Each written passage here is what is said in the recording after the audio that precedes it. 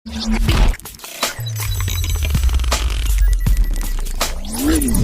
morning, my name is Michelle. Our group choose 7-Eleven as our company for this assignment.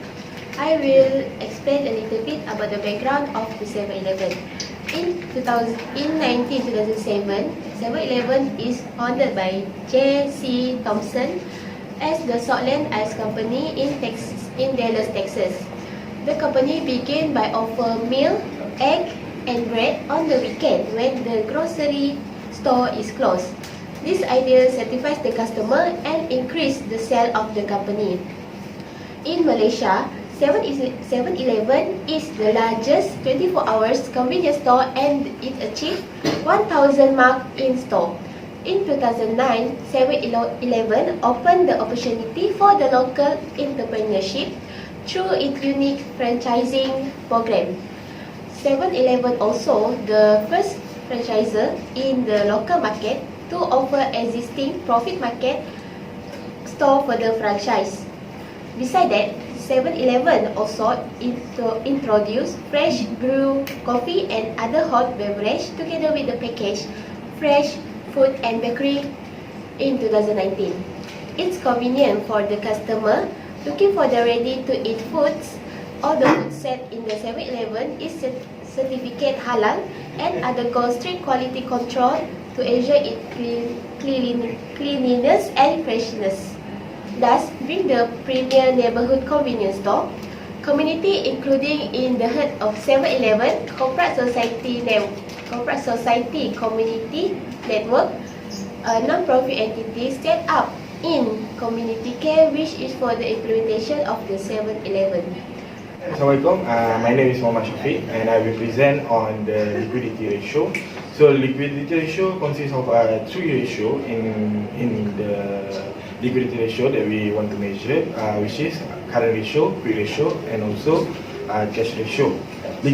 I will brief a little bit about liquidity ratio, which is it will measure the extent to which a firm has adequate cash flow or liquid asset.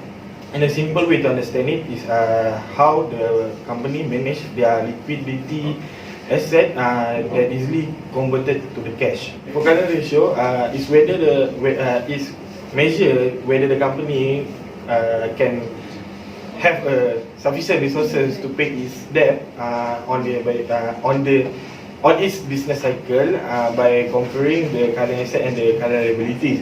So after you use the formula that have been given, we should the result indicate that the survey shows that 2017 is slightly higher, 0.04 compared to 2018. It decreased by 0.04, which is that on 2018 it can pay on 0.67 times, which is on 2017 it can pay around 0.63.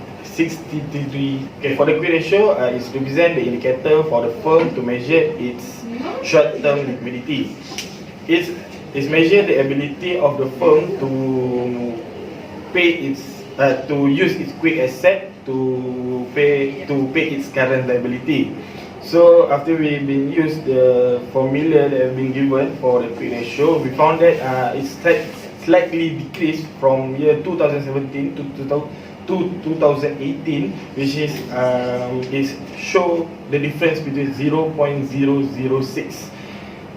It's similar in terms of the times for the pace, 0.28 times, but it showed that the decimal points differences between the years. Okay, for the cash ratio, it tests the capacity of the firm to pay its current liabilities with cash and cash equivalent without to have to sell or liquidate their other assets. So for the cash ratio, we found that the difference between 2018 and 2017 is increased by 0.01, which is in terms of times, in 2017 it can pay for 0.11 times, While in the 2018, the 7E Berhad can pay for 0.12 times. For the leverage ratio, there is a three category under it, which is debt ratio, debt to equity ratio, and time interest earned. For the debt ratio, how to calculate it? It is by total debt divided by total asset and times by 100. The result from the debt ratio that the 7-Eleven Malaysia Holding Berhad has in 2018 is 87.66%, and in 2017 is 19.69%. In 2018 has a lower value rather than 2017. A lower value of the ratio is a better than the higher. A lower ratio signal that a company of the 7-Eleven has a stable company with a lower proportion of debt. For the debt to equity ratio, 7-Eleven Malaysia Holding Berhad in 2018 show that a better than 2017. In 2018, the result is 710.32% compared to 2017, which is 973.79. The lower is the better because it reflects the ability of the 7-Eleven shareholder equity to cover all outstanding debt in the event of business downturn. Thus, in 2018, it has a lower debt to equity ratio, and it shows that 7-Eleven have the ability of the shareholder equity to cover the outstanding debt in that year. Besides that, in the time interest earned, how to calculate is by earned before interest tax divided by interest expenses. The result from the calculation is in 2017, it has a better in 2018. In 2017, it shows that 7.64 times compared to 2018, only 7.45 times. For time interest earned, the higher the better because a higher time interest earned ratio is the favorable because it means that the company presents less of risk to investor and creditor in terms of the solvency. Hi, Assalamualaikum warahmatullahi wabarakatuh, and good morning to everyone. My name is Muhammad Haikal bin Abi Halil. So I will present to you about the efficiency ratio for 7E company. So in the efficiency ratio, there are several ratios that being researched. First is inventory turnover, second average collection period, then we have total asset turnover, then we have receivable turnover and fixed asset turnover.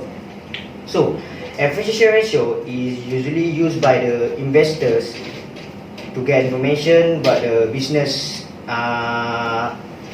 earns sufficient returns to the investors. So, the first efficiency ratios is inventory turnover, which is the formula to count it is cost of goods sold divided by sales. So we have counted inventory turnover for both years 2017 and 2018 for the 7E, and we got 6.73 times for 2017 and 6.23 times for 2018. So it shows that 7E didn't manage its companies well because the amount of inventory turnover is decreasing from 2017 and to 2018. So next, for the average collection period. So average collection period, the formula for average collection period is account receivable divided by sales times 365. So we have count for 2017 and 2018. We have the result for 2017, 18 days, and 2018, 15 days. So it's decreasing. It shows 7-Elevens held his inventory well. Next, we have total asset turnover. So total asset turnover is to determine the effectiveness of the company by how they utilize their asset. So the formula for total asset turnover is sales divided by total assets. So we have count the total asset turnover for 2017 and 2018. We have the result, which is for 2017 is 2.75 times and 2018 is 2.96 times. So it shows that 7E can generate more sales with some certain level of assets. For the fourth efficiency ratio is receivable turnover. Receivable turnover, the formula is sales divided by account receivable. So we have counted for both years 2017 and 2018. We got the answer, which is for 2017 we have 16.26 and for 2018 23.72. It shows increasing in the from 2017 to 2018. It shows they have 7-Eleven doesn't have difficulties in collecting their debt from the customers. And the last one for the efficiency ratio is fixed asset turnover. The formula to count fixed asset turnover is sales divided by fixed asset. So we have count the fixed asset turnover for both 2017 and 2018. We get the answer for 2017 is 5.66 and for 2018 6.18. Hi, my name is Muhammad Haris Falik Muhammad Zainuddin. Today I would like to explain about the profitability ratio for 7-Eleven. For the first one of profitability ratio is the gross profit margin. In 2018, the gross profit margin is the gross profit divided by sales times with 100. So the result is 36.84% and for 2017 is 31.61%. This has shown as 2018 has a higher percentage than 2017. The second ratio is the operating profit margin. To get operating profit margin, operating profit is divided by sales times with 100. And for 2017, the operating profit margin is 3.65%, while for 2018 is 3.78%. This has shown an increase by 2017-2018. The next one is the net profit margin. In 2017, the net profit margin is net income divided by sales times with 100, and for 2017 it is 2.29%. For 2018 is 2.32%. The fourth one is the return on assets. How to calculate return on asset is net income divided by total asset times with 100%. And for 2018 is 6.30%, while for 2018 is a decrease by 6.85%. And the last one is return on equity. Return on equity is net income divided by shareholder equity times with 100. For 2017, it is 67.68%, and in 2018 has been a decrease that is 55.51%. This has shown a profitability ratio for 7-Eleven as a slight benefit for 2018 and 2017, while for the net profit margin and also the return on asset has been deflating in 2018 because 2017 is better. So as the conclusion, 7-Eleven is a good company which is good in managing their performance. They have a great performance, but they are in some ratio they have decreasing from year 2017 to 2018.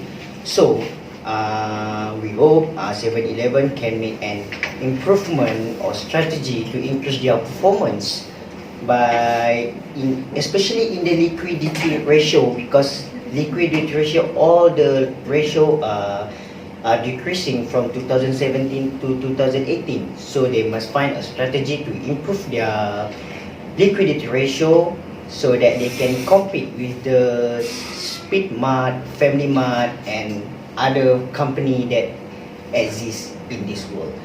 So believe 7E still a great company with a great production. Yes, thank you very much. Peace.